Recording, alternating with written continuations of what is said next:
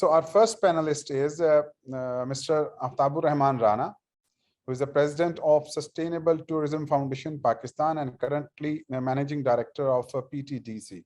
Rana Saab has 36 years experience in tourism and hospitality sector of Pakistan. His name needs no introduction. People who know him as a very, very famous conservationist, or उन्होंने जो काम किए हैं, and he's a lead fellow also. So Rana Saab, I'll start with you, and I'll request to see how do you see Umar's work as contributing to our national heritage. Of course, you have seen the whole landscape multiple times, and you can enlighten us.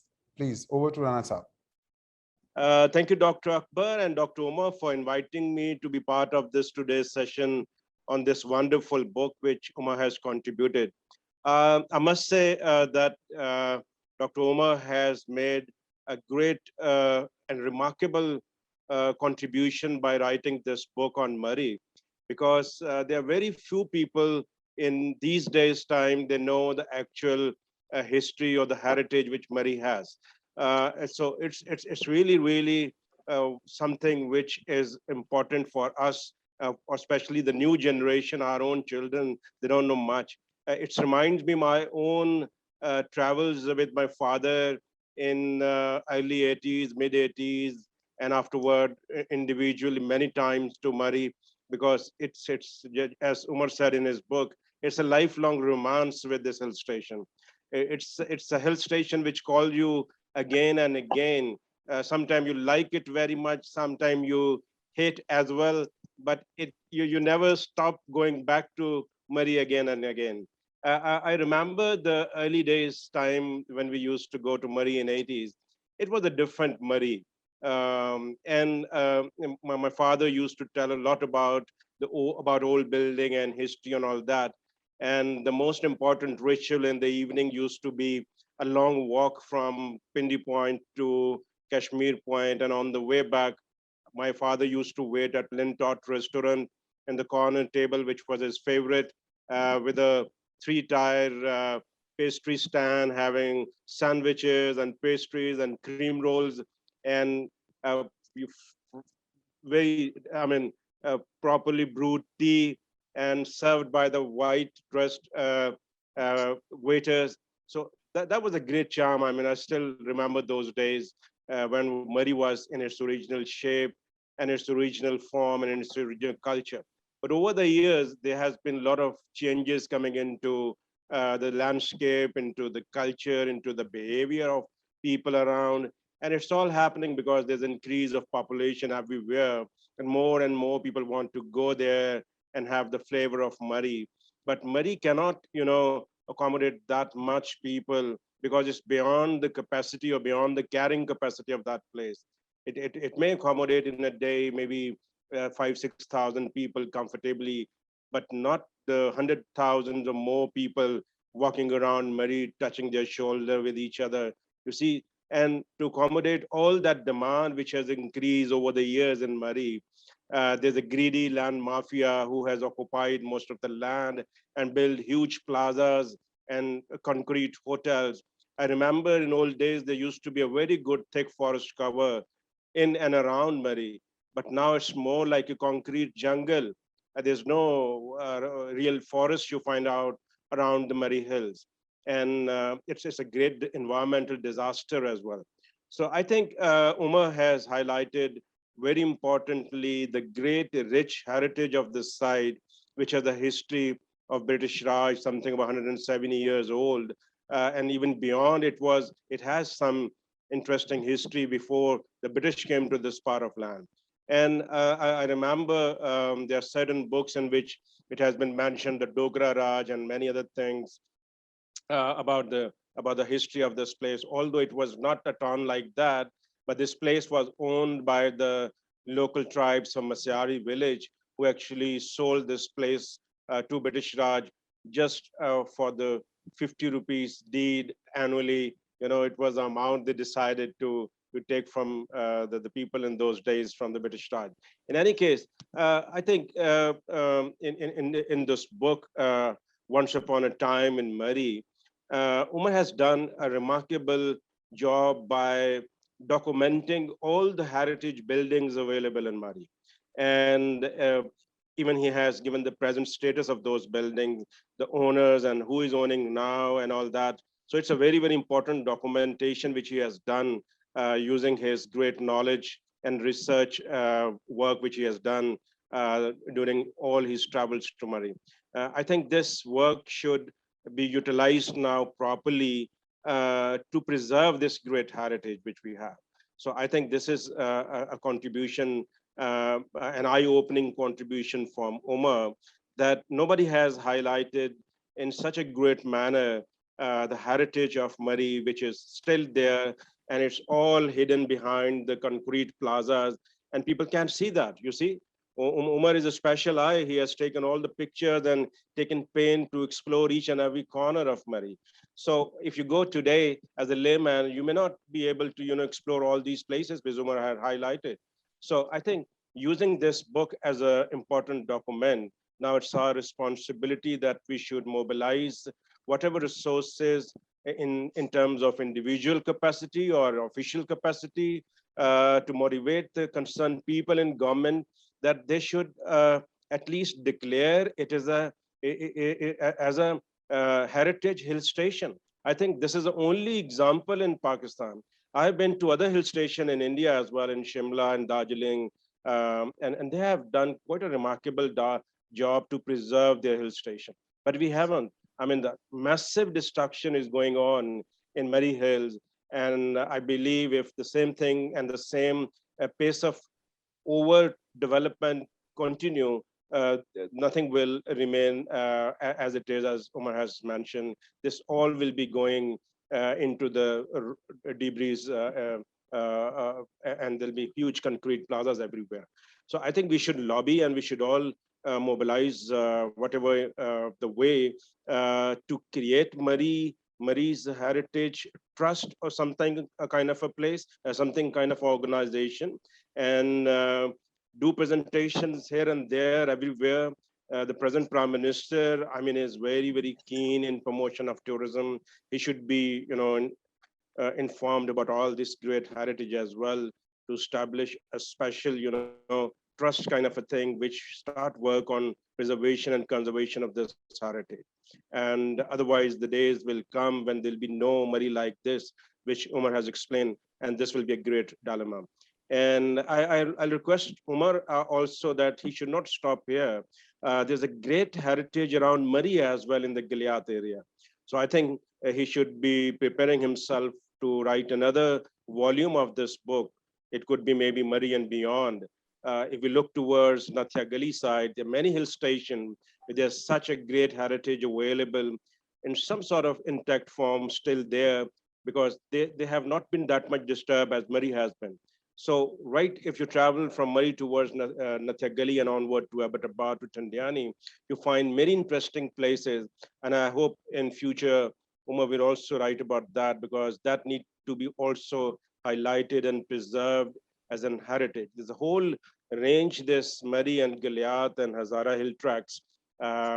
Is a very, very important hills heritage which we have, and it need to be preserved for the long-term benefit, because these days you see everywhere, if we look at the sustainability of the tourism, we need to see how we can minimize the negative impact on the site in terms of environment, in terms of culture, or in terms of the social aspects and all that. So I think it's an opportunity for us to utilizing this knowledge and this documentation to plan in a way that we could have a strategy which is more sustainability oriented in terms of Murree and Gilead, and that can set the precedent for the other areas in the mountain.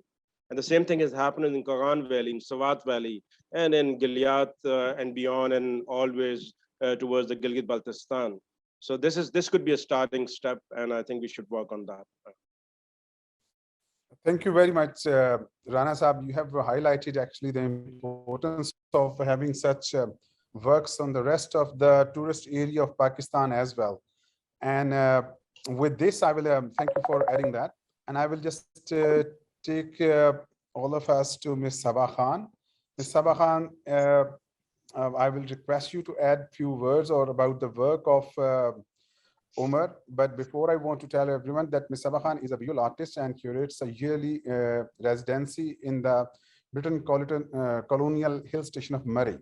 She founded Murree Museum Artist Residency in 2014, which won grants from Foundation for the Arts Initiative and Fulbright. Her works are numerous, and I can go on and on and on, but I will also request her to highlight some of her works which she wants to add. And coming back to Umar's work, which is in hand and which we are discussing today. Over to Ms. Sabah Khan. Thank you so much for inviting me. And I want to thank Dr. Umar for giving me this platform to talk about his work and also what we've been doing in Murree. So I think for me, Murree came as a childhood retreat because my family has a house over there. And that came as an interest for my father to write a book on it. So he wrote a research-based book. It was a kind of like his retirement plan. He was also a doctor. And Dr. Umar has really mentioned him several times and acknowledged his work, which I'm very grateful for, because usually people are not so generous in sharing works or even like acknowledging other people's labor. So for me, Murree was always like a kind of like a disaster town. We just had to go there because that was like the only outlet in the summer. And so water shortage is something that I always remember of Murree. And that's something Dr. Umar has also mentioned in his book, that it was the summer capital of the British Raj, but then they moved it to Shimla because there was no natural springs over there. And I don't know how the government has perceived the current status or the current construction that they've allowed in Murree and how they are going to match the water demands. Also, another thing that I want to highlight was that Murree was also a racially segregated town. Like we usually think of Israel or maybe like South Africa as racially segregated places, but Murree was also one of them. And Upper Mall was a space for upper class natives and British, fewer natives, but more British. And the Lower Mall, which you can still go to, and there's still locals of Murree shops which are catering to locals. That was for the British other ranks, which was the lowest ranks of the British regiment and also the natives. And Dr. Umar has mentioned this rock in his book, which my father found out from a Murree resident, like not a Murree resident, but somebody who used to live in Murree for the whole summer, which was Munir Hussain. He was also a bureaucrat. He passed away a couple of years ago. So he knew a lot about Murree and its heritage. So he knew about this rock, which was carved by a BOR, but British other ranks. And it's about how miserable his life was in Murree. So how miserably they were kept and what a racial segregation there was. There was a huge like elite class over there, and the rest of the people were not treated very well. And secondly, what I also want to highlight, what the previous panelist was also mentioning, was on how Murree is being destroyed so rapidly. So one of the spaces that even my father's book talks about is this house called The Retreat. And it's next to Lockwood Hotel, and it was the most expensive property at the British time. So you can imagine, like, it was for 1,500 rupees for the season, while a coolie would get 2 rupees for his labor of bringing luggage from Rawalpindi to Murree. So you can imagine how expensive it was. And it was there till just a few years ago. And I went to show it to some friends, and it was no longer there because there was this, it was only safe because of its family dispute that was happening. And what the family did was they burnt it down and they constructed something really ugly in its place. So that's what's happening in Murree. Like, people are burning their own homes down to make commercial profit out of it. And the previous government actually had put in a lot of efforts in preserving Murree, where there was a construction ban. There was also a construction ban, and then they were trying to make these heritage sites. But there was such a big backlash that a hotel owner came up to me and said, "Can you share some maps with us? Because we don't want to be listed as a heritage site because that will just be a nuisance for us. So these were a lot of deterrents for people to not get into the radar, under the radar of the government, or not be declared a heritage site if they want to go even more commercial. So now you're just seeing complete destruction of Murree. Now, if you've gone presently, people have really expanded hotels. There's like a 7-story hotel coming up on Jika Gali, which is already so congested. And but I think the book, if I'm coming back to the book, it's such a wonderful book to go through, because even I haven't seen Murree in that way, because he kind of takes you around like you are walking in Murree and he's talking to you. It's like a tour guide. And I think I'm really enjoying that you can just, somebody can just walk you through each and every space in Murree and kind of preserving the memory of it, which is, I think, the only thing that is going to be left of it. So we're going to be reverting back to books to see what is there. No, thank you, Sabah. Before going to Jonathan Adelton, who is the rector of FC College Lahore, and he was born there, and he had been US ambassador and head of USAID in Pakistan. Before we go to him, I'm understanding that what you are saying, that what the Umar has tried to show us in the books, this Murree, and Rana Sahab also mentioned, is hard to find in reality. And you have to struggle to see what Umar's Murree and the actual Murree. Am I right, Ms. Sabah? Yes. So, so I would do like a smaller tour, not so extravagant, because this is really big tour. Because I was organizing this artist retreat in Murree. So artists would be invited to work on projects on the ecology, the decaying ecology of Murree.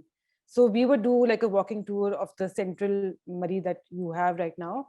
But even then, artists would be really surprised, because they had also come to Murree sometime in their childhood or later, and then we completely dismissed it because of how dirty it is now. But then when you give them this another point of view, that this building was used for this purpose and this was used for that purpose, like how Dr. Umar has done, then you kind of appreciate it. And this is what needs to be done. If people don't know that these buildings have a history behind it, then they are never going to preserve it. Last 2 years ago, I saw that if you've ever like seen pictures from the British Library, which also Dr. Mukhtar has used, though that photographer's house is in or like next to the GPO, and that's being torn down right now. So that's a huge loss. I mean, I think if it was in any other country, even if it was in India, they would have done anything to preserve it. But the owners of these private properties are more interested in profits than anything else, which is very sad. But if you talk to the locals really have this fondness for Murree that they know they are losing out on. Okay. Thank you, Sabah. Thank you for your comments and telling us more about what the locals think and what is going on. And may I go to Mr. Jonathan Adelton? I just introduced him, and he is still in a very beautiful place, and at times is comparable to Murree as well. And I wouldn't say anything, because Umar's Murree is fantastic at the moment, what we see, till we get a book about Hunza by Dr. Umar again. So, Mr. Adelton. No, thank you very much. It's a real honor to be able to say a few things, maybe of the more personal variety. But yes, I am calling in from Hunza, and I think I almost belong in a Harvard club, because I'm taking the Harvard University, the Harvard course for new university presidents. So before I came to Pakistan, I was advised to take it. Of course, it's online this year, but I've taken the first 2 segments of it. And so again, I think I sort of partly belong here. But I saw the advertisement for Once Upon a Time in Murree. And of course, I was extremely enthusiastic, because I was born there. And I wrote a note to Dr. Omar, and since then we've managed to meet. I'll talk a little bit about a subculture which people may not be so aware of, but it's between when the British left and maybe about now, which is sort of the post-independence, especially in the late 50s, 60s, early 70s, and a bit and some years beyond that, where for the international missionary community, Murree became a place where they learned Urdu, and where they set up a school called Murree Christian School, which in the course of its history, it recently shut its doors, had 500 some graduates, and actually probably, I'm guessing now, but a couple thousand students at least from many countries. The last graduating class of Murree Christian School was just a couple months ago, or even less than that. And it basically had students from Ethiopia, from Korea, and from Pakistan. The last American to graduate from Murree Christian School was at least 10 or 12 years ago. And so it sort of had its own transitions. But I was very appreciative that Dr. Omar included several pages or at least 3 pages on Murree Christian School, which I think captures some of that history. And I think I'm going to, on the sort of the marketing side, tap into a little bit of a vein of people that are interested and will be fascinated. Some of those houses, some people I know lived in. Park House is one of them. Our good friends, the Montgomerys, live there. I was actually born in Rock Edge, which is also shown as close to Kashmir Point. And as you can imagine, I'm already getting nostalgic. I did my own memoir quite some years ago, and the first line in that memoir, it's called Some Far and Distant Place, which I think is sort of vaguely like Once Upon a Time in Murree, some far and distant place. And basically the first line and the opening line in that book is, I was born in the mountains of northern Pakistan in a small town looking out over Kashmir. And of course, Murree is no longer a small town, but it was back then in 1957 when I was born. And it was a very, different place. I still say, of course, people have alluded to the, I guess even the destruction of Murree in terms of the growth of it over the years. The domestic tourism and, has played a big role in that. I still tell people, I'm actually inviting people to come to Murree. One of my good friends in Islamabad, the Czech ambassador, we're going to hopefully go up there and show him around. What I say is that you look to those mountains, and those mountains, whatever may happen in Murree, those mountains toward the Pir Panjal and Kashmir, and on a clear day, you can actually see Nanga Parbat from Murree. They're spectacular, and nothing can take away from that view, maybe from Kashmir Point or from some of the other places. So again, the meeting with Dr. Omar, we had a great time talking about it, and I really appreciated his interest a lot. We had a mutual friend, Virgil Medema, who was also, most of my career, by the way, was as a diplomat, as a Foreign Service officer. Virgil Medema just took an interest in hill stations, and he was assigned to both India and Pakistan. And when he was in India, he came across a photographer in Delhi that had a whole trove of photographs of Murree pre-1947. And Virgil Medema, Dr. Omar has also quoted and used that book in his book. He features many of those old photographs from the early 1900s and later, up until I guess 47, capturing that chapter in Murree. And I guess I would just look at it, maybe turn it over to other people now, be happy to answer questions. But I guess I would look at Murree as having multiple chapters. Certainly a before the British arrived chapter, which as someone has mentioned is actually quite interesting. Then the British period, and maybe that's 2 or 3 chapters actually in terms of this early growth and what happened. And then I think it remained a sort of quiet hill station in the immediate aftermath of independence. And then it began to grow, I think, when the capital moved to Islamabad. Embassies began to rent summer houses. I think also Pakistani companies and individuals also rented summer houses. And I think that growth really happened. I have the vaguest recollection of that area before Islamabad was built, of driving through what's now Rawal Lake before the Rawal Dam was built. And it's sort of interesting to think about all those developments. I guess the very, very last thing I'll say, and again, I had this conversation with Dr. Omar, he has a picture in this book of a US flag being waved when there was, believe it or not, a US consulate in Murree. And that was when the capital was moved from Karachi to Islamabad. And I believe I'm correct in saying the first US presence was that house, which became a consulate. And this guy called Christopher Van Hollen, who later became US ambassador to Sri Lanka, raised the flag. And the story about this one is, many years later, I became his intern in Washington, D.C. I met his son, Christopher Van Hollen Jr., who was born in Pakistan when his father was a diplomat. So again, these subcultures may be of at least passing interest, that someone like Senator Christopher Van Hollen, senior senator, maybe junior senator from Maryland, is someone else that has a Pakistan connection, as indeed I do after all these years. And of course, for me to come back to Pakistan after all these years, to form a Christian college after all these years is such a privilege, I guess that's what I would describe it. And so great to be back. When Dr. Omar mentioned this to me, I appreciate his invitation. And thank you all for bearing with me too, to have my own little reminiscences about this personal aspect of Murree, which Dr. Omar has so wonderfully captured and preserved for all of us. Thank you. Thank you, Mr. Adelton. And of course, I think that this will be a treat. This book will be a treat for so many people who have fond memories of Murree, and especially across the border and all over the world also, who have been to this part of the world. I also personally liked very much the historical context which he added. And we Pakistanis are very fond of one game other than like Olympics, which is great game. And he has rightly mentioned over there, and I'll request now Victoria Collis to add her views.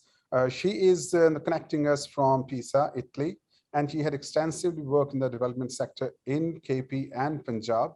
And I'll request to add her views, and after that we'll go to Umar so that he can tell us more about his book. So, Miss Victoria. Thank you so much, Dr. Akbar Saab. I'm actually dialing in from my own hill station, a few kilometers above Pisa. Italians love their hill stations too, and they also love local tourism. So I was very glad to hear from one of the earlier speakers that local tourism is picking up a bit. I was also thinking when listening to the other speakers about the perils and the promise and the difficulty of preserving places like Murree. So I remember when we first moved to Pisa, they were trying to dig a new underground car park to get all the traffic off the streets in Pisa so you could pass by. And they began to dig underneath this piazza, and they discovered, as they usually do in Italy, the remains of a medieval gate to the city. So the work had to stop and everybody had to wait, and it cost everybody lots of money, and everyone complained because the car park wasn't finished. But it had to be done. And I guess I was sitting here listening to the other speakers thinking that somehow this is a decision that Pakistan needs to take about the preservation of Murree and the very many places like it. Anyway, I was so excited when I heard this book was coming out because Omar and I worked together maybe almost 10 years ago now, and I have always known, and he and I have also always shared a great love for kind of social history in the places we come from, but also around the world. When I was in Pakistan, it was actually really difficult for foreigners like me to travel very much. So as a result, in my 3 or so years in Pakistan, I've seen a very odd mixture of places. Murree was one of them, luckily enough. That was on the list of places we were allowed to go to. And I remember arriving there one day and stepping out of the car and having a feeling, as I used to from time to time in Pakistan, of thinking to myself, is this still Pakistan, or am I somehow in Surrey or Kent or some other suburban place around London? And it has happened to me obviously in India as well, and around the world. It's one of the weird things about coming from a country like the UK that has left this massive, sometimes very ugly, but kind of interesting footprint all over the world. So when I heard the book was coming out, I was so excited, and I spoke to Omar, and he very kindly sent me a copy all the way from Pakistan. And I have to say, Pakistan Post did a magnificent job of getting it to me in very good condition. And I sat down and I literally devoured it. It's a beautiful book. I would recommend it to everybody on the call today. It's such a fascinating social history of a place. It has these beautiful hand-drawn maps. And I dream of the day that I can come back to Pakistan with no work on the agenda and visit Murree and various other places. But in Murree, what I want to do is I want to take those hand-drawn maps and I want to retrace his steps through the town to see all of the things that he saw. I'm not going to speak very long, but I wanted to pick out a couple of the sections in particular. The first is around the convent. I read the chapter on the convent, and I think that Omar took some information there from another mutual friend of ours who attended that school. And there was so much in that reminded me of my own school experience in the UK. We also had a headmistress for whom chewing gum was absolutely the worst thing that one of her girls could possibly be seen eating. There were so many things that were very, very familiar to me in that chapter. But But the other one that really stood out was the one about the Cecil Hotel and its Italian owner. And I was kind of interested in this. And as soon as I worked out that I should be Googling someone by the name of Giovanni, not John, as he is anglicized in the book, and I suspect in Murree history, I actually found out quite a lot about this guy. He and his family were from a place in northern Italy, further north than here, up in the mountains, a place called Piemonte. And after the Napoleonic Wars, there was a huge depression all over Italy, which had been occupied by Napoleon and the Savoy family. And there is a whole history there too, including the import of terrible French bureaucracy to Italy, which persists to this day, to my very great regret.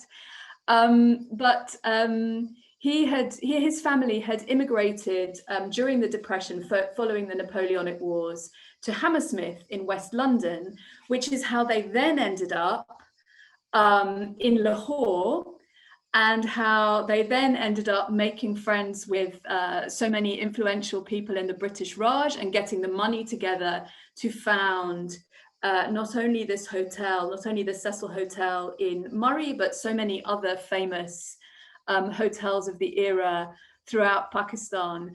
And that to me was a really interesting connection, not just between the British and the Raj and Pakistan and Murree, but also with the part of the world that I'm in now. And I guess it reminded me that our histories are very closely intertwined, and if you pick up a thread of one story and trace it to its conclusion, you will often find something very unexpected.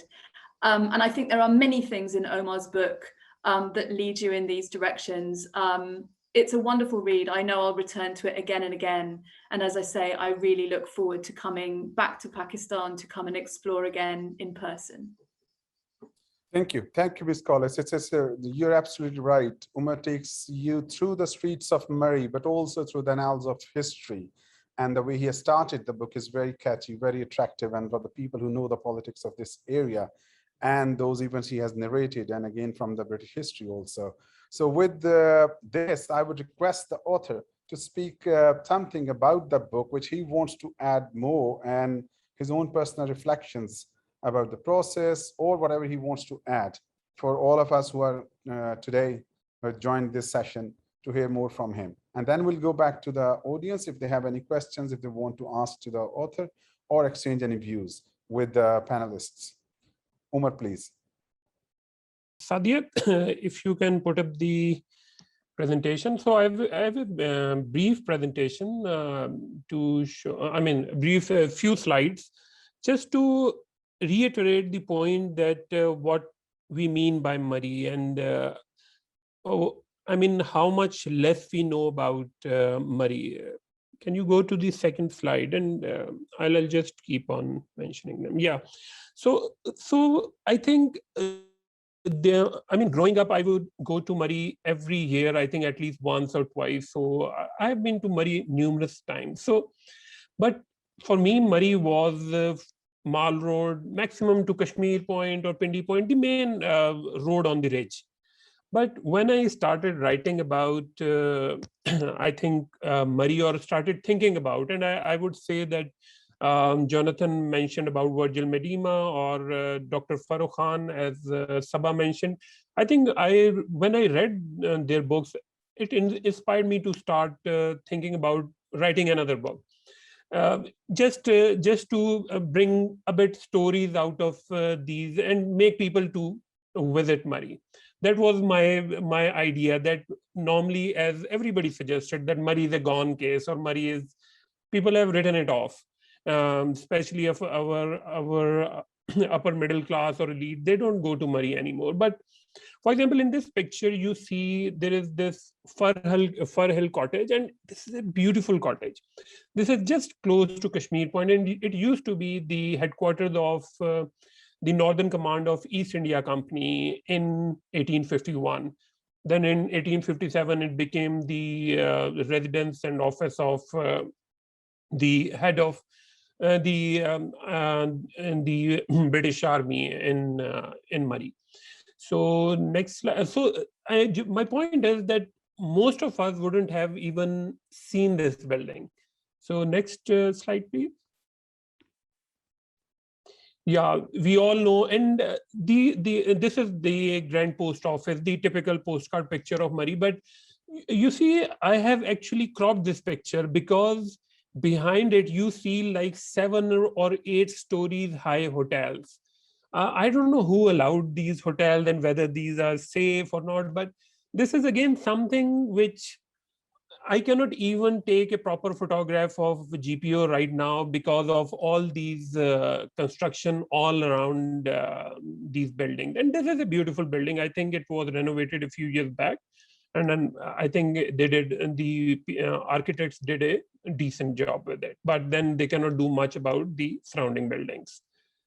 Next, please.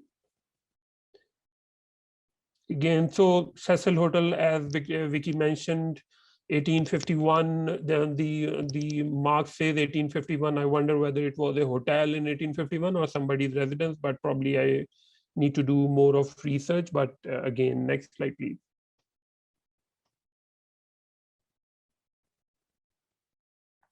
Yeah, so a bit like Murree is not the only place. I think around it are a number of beautiful places, and some there would be other pictures. This is Patriata Forest Rest House. I've stayed there, and in the night when everybody goes away, it seems haunted, but it's a lovely experience, and it's a beautiful rest house. And I would recommend everyone who is seeing this to go somewhere to see this. And this is a beautiful rest house. Next slide, please. Now this is 1851 Nutwood House. So whoever has seen, whoever has gone to Presentation Convent Murree, this is a, I think, postcard picture of Presentation Convent Murree, and a lot of students have very nostalgic feeling with this particular dormitory.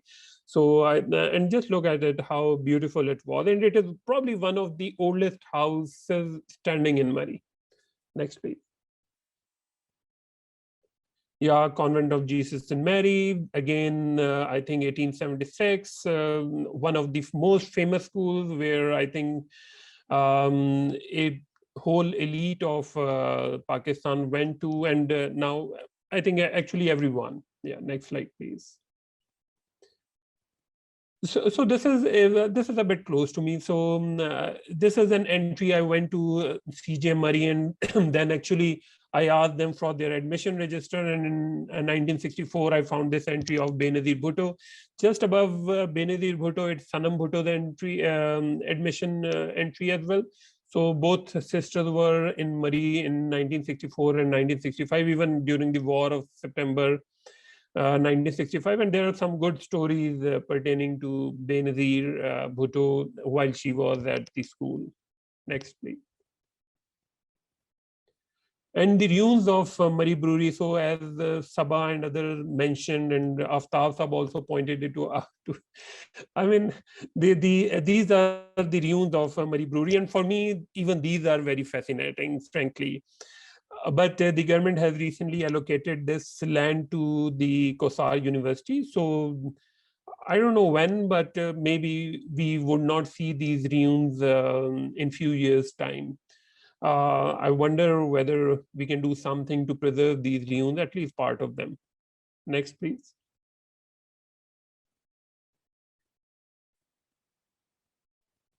Yeah, next, these are more of the Murree Brewery ruins. So this is a very beautiful chapel, in Lawrence College, and next picture is the traditional, my title of my book, which is again Lawrence College. So a beautiful building. This is Senior School of Lawrence College. Yeah, next slide, please. Again, Governor House or Government House, people say different words for it. 1954, this used to be, I think the land used to be held by Doltana's family, and then the government bought it from them. Next, please. Yeah, next, please, somewhere near northern end. Yeah, so again, Holy Trinity Church, 1857. So as I said, that maybe I've gone to Murree like probably 50 times, but I was never inside it. And it's so full of interesting antique collectibles or pianos or tablets of World War I or old antique fire extinguishers. So it's a beautiful building. Yeah, next please.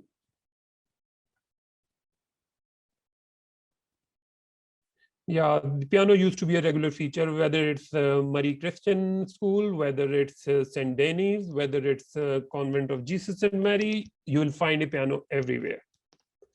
Next, please. Yeah, so this is Brightland. So this is alcohol and the teapots at Brightland. So there is a story around it that after prohibition was enforced in Pakistan, so alcohol was basically served in teapots. So I just, and this is a reference to that, but just look at the building. I mean, most of us wouldn't have even seen this beautiful building. And as somebody was pointing out, I think Aftab Saab, I think why can't we develop heritage hotels out of it? I mean, we can just wish at times. Yeah, next please. So yeah, Jonathan's school where he went to in 1957, if I remember correctly. Yeah, Murree Christian School now, and it has sadly just closed its doors, I think this year. Next, please. Yeah, some of the old cottages in Murree. Please continue. Yeah, this is Freemasons at Murree, so you will read something about it. And these are some of these stained glasses from, I think, this is St. Margaret Church. Next, please. And this is a tree tower, which are normally in the jungle. There are few left. These are all colonial tree towers, but there, I think 3 or 4 are left in all Murree Hills at different places. These were used to just, so the sunset, which also points me to that probably, I mean, as people mentioned, that Murree is probably, I think, while we want to revive it, but I wonder whether there is a political will. I have a chat about it with many people, including Aftab Saab or Sabah, or I think Sayyid Yawarali Saab. I don't know whether he's here or not, but I think there can be things can be done, but I think we will need a lot of political will to revive Murree if we want to. Yeah, next please.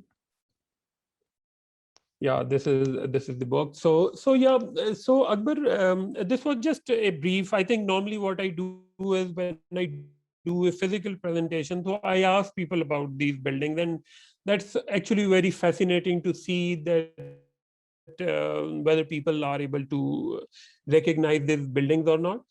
The point is only that there is a lot, Murree has a lot to offer. And I think you were asking about my experiences about writing the book. I think one thing I learned even about after writing this book was how less I know about Murree at times. I think Jonathan, for example, has added so much to my information. Vicky was just talking about the Italian owner of Cecil and things which I don't know. Sabah mentioned about retreat. So I had this interesting conversation with the owners of retreat. There is a family, they were not very happy with my using that photo of retreat because it's in not in a very good condition. So I was a bit like that, okay, if you are not happy, then probably you should have maintain that villa in a much better way, so that my picture is like what there is. I mean, I can't do much.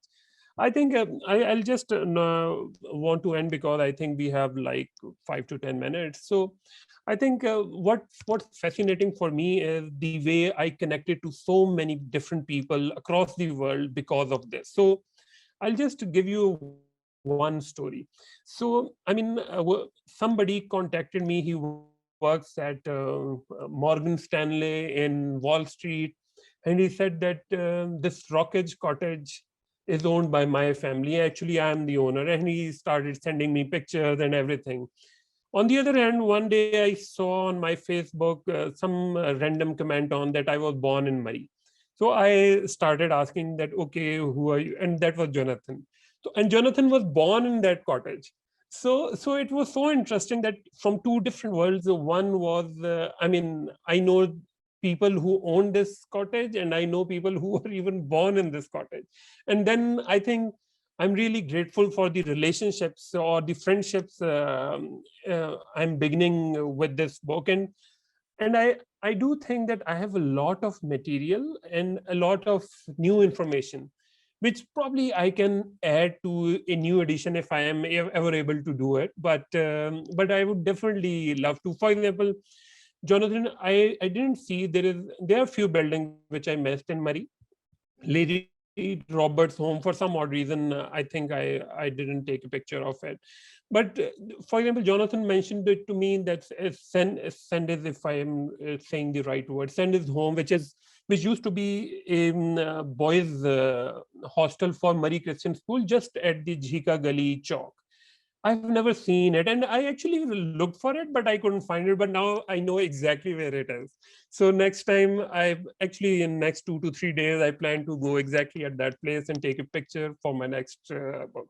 So I'll end here, and if I would be happy if there are any questions. But I do know that it's a Saturday, so yeah. Thank you, Akbar. Over to you. Thank you, Umar. Thank you. I think there is a popular demand for having another book on Abbottabad, and it has been communicated. You will see also in the comments also, and you have a lot of material on Murree again. I'm personally, there are two things I want to mention. One is I'm really heartbroken after seeing the condition of Murree Brewery, and also the tragedy of alcohol in teacups. I think they both should be liberated from each other. But coming back to another thing, other day I got the copy of your book, and somebody saw, and I was just surfing through that, and there was someone, and she picked up the book. She said, "It's my school." And they had the picture of one of the schools you mentioned. I said, no, it's my book. It's not your school. She said, but it's a picture of my school. I said, yes, that's a picture of your school, but this book is mine. If you want to have a copy, you can go to Said Book Bank or Readings and you can get it. So this is actually the power of the depiction which you have shown, that people jump on it, and it is very nostalgic for so many people, and also for the younger people who do not know about Murree. So with this, I would say thank you to everyone. And for closing remarks, I would request Malik Ahmad Khan Saab, who is the former Foreign Minister of Pakistan. He himself is a resident of a very historical place on the banks of a river. And I will request him to say a few words about the work of Umar. And then finally, I will hand over to Ms. Sadia, who's the president of Harvard Club of Pakistan. But thank you very much for having all of us and listening to the panelists and Umar's views. Malik Saab, please. Bismillah ar-Rahman ar-Rahim. Dr. Akbar Saab, thank you so much for your kind words. I'm very grateful to you.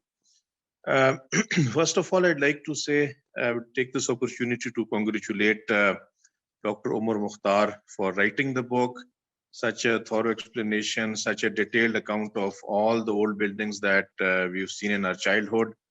And I'd also take the opportunity of thanking all the speakers today, Sadia, Dr. Akbar Saab, Rana Aftab Saab, Sabba, Jonathan, Victoria.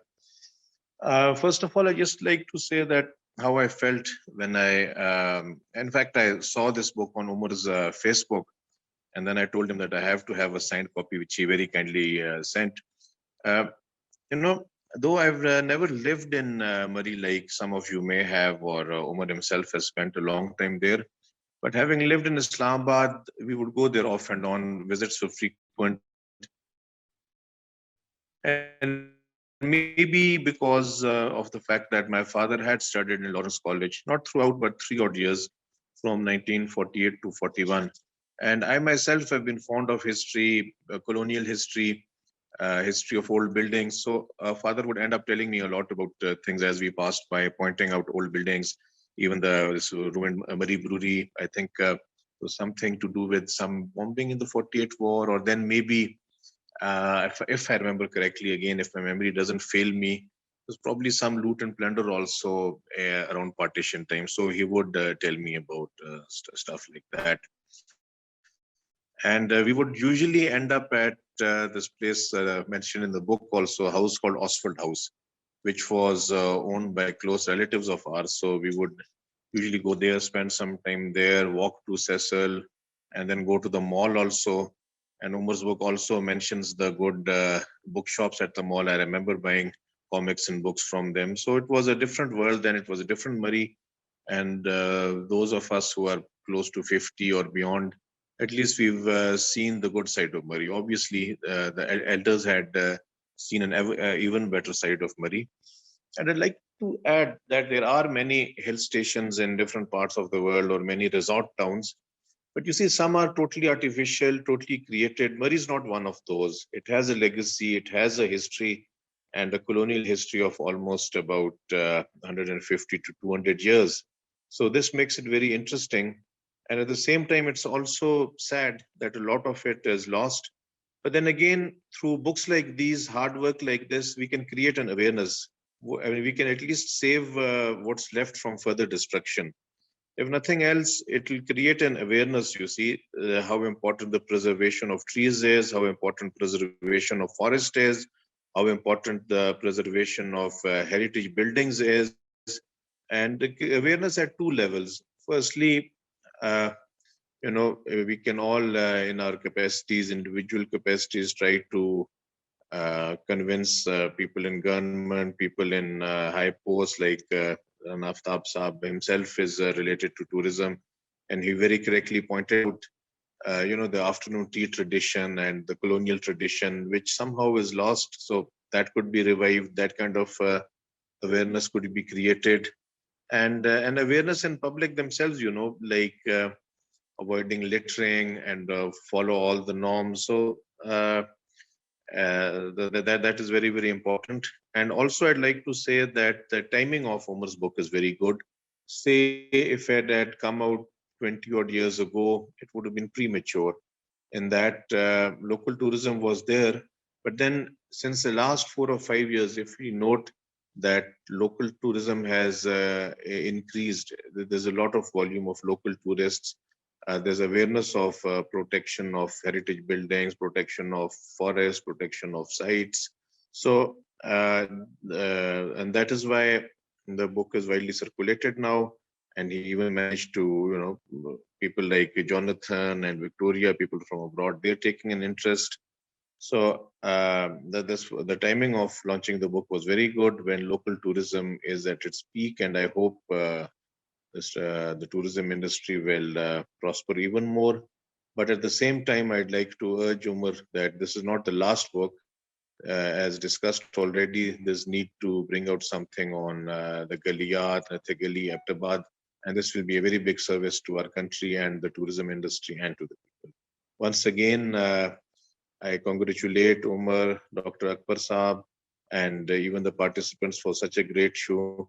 And it was a pleasure, and we'll keep meeting again. Thank you so much.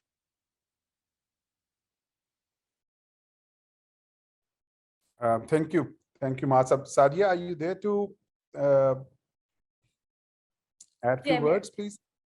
Yes, thank you, Akbar Saab. And thank you so much, everyone, for joining today and for having this very, very interesting discussion on Murree. Thank you, Umar, for writing this book and reintroducing, as I said, Murree to us. I'm actually tempted to go to Murree very soon. And unfortunately, there are not a lot of places that one could go to.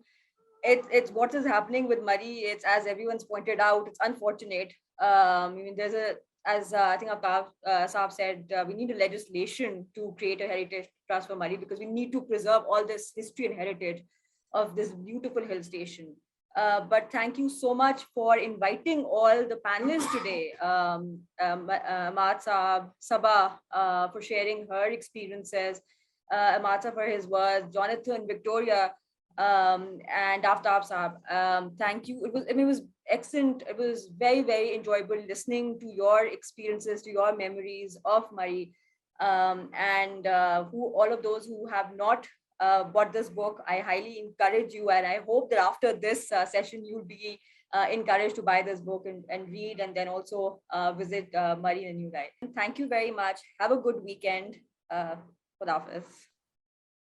Thank you. Thank you, Ji. Thank you. Khuda Hafiz.